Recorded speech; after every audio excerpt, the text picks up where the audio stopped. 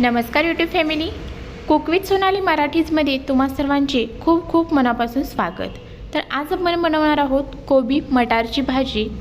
तुम्ही इथे ही भाजी पाहू शकता। पाहता क्षणी तोंडाला पाणी सुटेल अशी बनली जाते। त्याचबरोबर करायला अगदी साधी आणि सोपी आहे। अजिबात जास्त मसाले न घालता अगदी साध्या सोप्या पद्धतीने आपण ही भाजी बनवलेली आहे। टिफिनसाठी योग्य आणि अगदी परफेक्ट अशी रेसिपी आहे, नक्की ट्राय करा। रेसिपी संपूर्ण टिप्ससह मी तुमच्यासोबत इथे शेअर केलेली आहे। व्हिडिओ कुठेही स्किप न करता संपूर्ण रेसिपी तुम्ही इथे पहा, म्हणजे तुम्हाला सविस्तर रेसिपी समजून येईल। अगदी टिफिनसाठी तर परफेक्ट रेसिपी आहे। गॅसवरती कढई गरम करून घेतली, त्याच्यामध्ये घालायचं आहे तेल। तेल छान गरम होऊ द्यायचं आहे। तेल गरम झाले की त्याच्यामध्ये घालायचं आहे पाव चमचा मोहरी, पाव चमचा जिरे, त्याचबरोबर कढीपत्त्याची 7 ते 8 पाने। आता याच्यामध्ये घालायची आहे एक हिरवी मिरची उभी कट करून घेतलेली आहे। त्याचबरोबर आलं आणि लसूण थोडंसं किसून घेतलंय ते घातलं। त्याचबरोबर घातलेला आहे कांदा। तर इथे मी एक कांदा छान असा बारीक आडवा उभा कट करून घेतलेला आहे, तो घातला। कांदा व्यवस्थित परतून छान असा हलकासा तांबूस रंगावरती भाजून घ्यायचा आहे। कांदा इथे भाजला गेलेला आहे। आता याच्यामध्ये घालायचा आहे टोमॅटो। तर टोमॅटो ही छान असा स्वच्छ धुवून घ्यायचा आहे, त्याच्यामधील बिया काढून घेतलेत आणि टोमॅटो घालून टोमॅटो ही छान असा तेलामध्ये परतून घेऊया। आता याच्यामध्ये घालायचे आहेत 1 वाटी हिरवे वाटाणे। तर इथे हे वाटाणे मी छान 5 मिनटं उकळून घेतलेत पाण्यामध्ये आणि त्यानंतर वापरलेले आहेत। त्याचबरोबर घालायचं आहे बारीक कट करून घेतलेला कोबी घातल्यानंतर सर्व व्यवस्थित एकदा मिक्स करून घेऊया। सर्व भाजी व्यवस्थित मिक्स केल्यानंतर झाकण ठेवून आपल्याला फक्त 2 मिनिटांसाठी कोबी वाफवून घ्यायचा आहे। इथे 2 मिनिटं कोबी छान असा वाफवून घेतलेला आहे।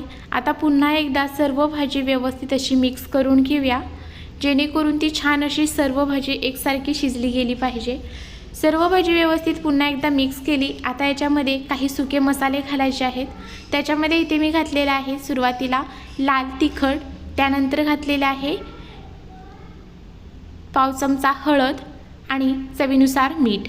अगदी फक्त हे 2-3च प्रकार आपल्याला घालायचे आहेत, जास्त मसाले वापरायचे नाहीत। पुन्हा एकदा सर्व भाजी इथे व्यवस्थित अशी परतून घेऊया, जेणेकरून तिखट मीठ जे आहे ते सर्व भाजीला व्यवस्थित लागून येईल। इथे सर्व भाजी व्यवस्थित मिक्स करून घेतलेली आहे। आता आपण गॅस मंदच ठेवायचा आहे आणि मंद गॅसवरती झाकण ठेवून आपल्याला ही भाजी शिजवून घ्यायची आहे। झाकण ठेवलेलं आहे पहा, फक्त 1 मिनिटाने पुन्हा एकदा झाकण ओपन करायचं आहे आणि पुन्हा एकदा भाजी व्यवस्थित मिक्स करून घ्यायचं आहे। तर पहा 1 मिनिटानं भाजी व्यवस्थित अशी पुन्हा मिक्स करून घेतली। भाजी मिक्स केल्यानंतर आता याच्यावरती पुन्हा झाकण ठेवायचं आहे आणि झाकण ठेवून पुन्हा 1 मिनिट आपल्याला ही भाजी वाफवून घ्यायची आहे, जेणेकरून ती छान अशी शिजून येईल।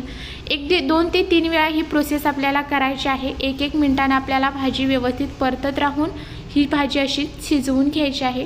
तर इथे तुम्ही पाहू शकता 2 ते 3 वेळेला 1 मिनिटभरानंतर मी झाकण काढून भाजी व्यवस्थित अशी परतून घेतलेली आहे आणि भाजी इथे व्यवस्थित शिजली गेलेली आहे। आता याच्यावरती घालायची आहे भरपूर अशी बारीक कट केलेली कोथिंबीर घातल्यानंतर पुन्हा एकदा व्यवस्थित भाजी मिक्स करून घेऊया। 1 मिनिटभरासाठी अशीच परतून घ्यायची आहे आणि इथे तुम्ही पाहू शकता अगदी छान चमचमीत अशी मटार कोबीची जी भाजी आहे ते इथे तयार झालेली आहे। करायला अगदी साधी आणि सोपी आहे, त्याचबरोबर टिफिनसाठी एक परफेक्ट रेसिपी आहे।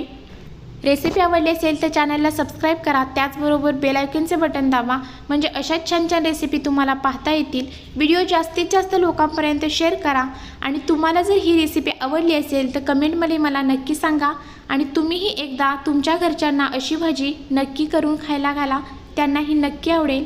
धन्यवाद। भेटूया अशाच व्हिडिओसोबत। Bye bye.